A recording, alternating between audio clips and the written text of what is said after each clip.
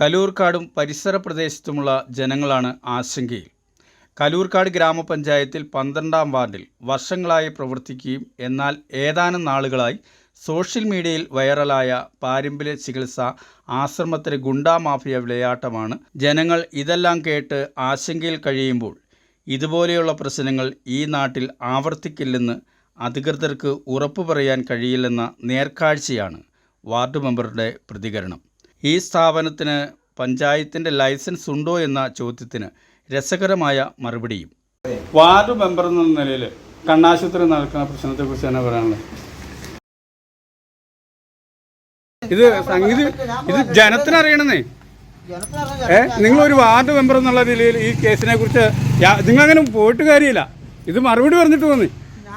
ഇത് കണ്ണാശുപത്രി ഈ കണ്ണൂരിൽ നിന്ന് വന്ന ഇത്ര ആളുകൾ ഈ വിഷയം നടക്കുമ്പോൾ നിങ്ങൾ വാർഡ് മെമ്പർ എന്നുള്ള നിലയിൽ ഇത് പ്രതികരിക്കാണ്ട് പോകണം, ശരിയല്ല കേട്ടോ.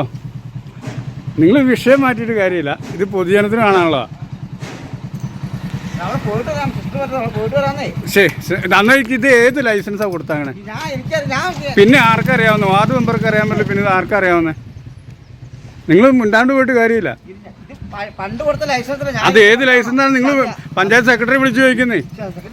ആ ഞാനാണ് എൻ്റെ. നിങ്ങൾക്കറിയാൻ പറഞ്ഞേ ബാധിച്ചിട്ട് ഇതൊക്കെ ഈ നാട്ടിലുള്ള ജനങ്ങളോട് ഒരു വാർഡ് മെമ്പർ എന്നുള്ള നിലയിൽ നിങ്ങൾ ചെയ്യണത് ശരിയല്ല. വാർഡ് മെമ്പർക്ക് വ്യക്തമായ മറുപടി കൊടുക്കണം. ഈ സ്ഥാപനത്തിന് പഞ്ചായത്തിൻ്റെ ലൈസൻസ് ഉണ്ടോ? ഈ നാട്ടിൽ ജനങ്ങൾക്ക് സ്വൈര്യമായി ജീവിക്കാൻ കഴിയുമോ? മറഞ്ഞിരിക്കുന്ന അധികൃതർ വെളിച്ചത്ത് വന്നേ പറ്റൂ. News desk, Kaloorkad.